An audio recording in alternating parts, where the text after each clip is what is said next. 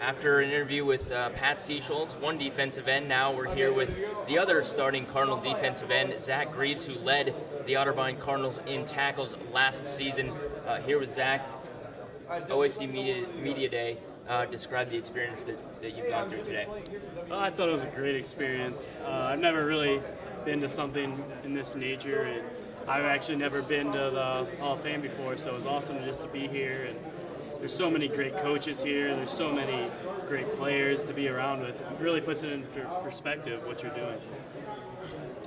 And again, I asked Pat the same question, but you guys had a lot of success last year. How do you make sure that you guys don't fall off? How do you make sure that you maintain that level of excellence?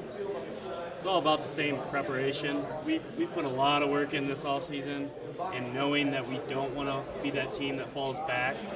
We want to take steps forward. We're thinking about one game at a time, and we want to continue to win.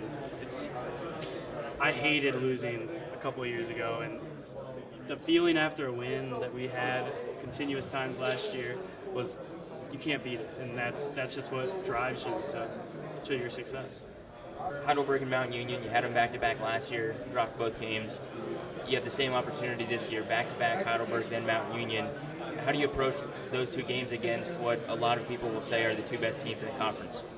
Well, as of right now, we're not trying to look too far ahead, but I mean, they are there, and they're two powerhouses right now in Division III. I mean, you got Mount probably ranked 1, Heidelberg close to top 10, and I mean, that's what comes along with a conference like the OAC. You're going to have those teams that are just powerhouses, and especially Mount, they're not going to change. They're always going to be good.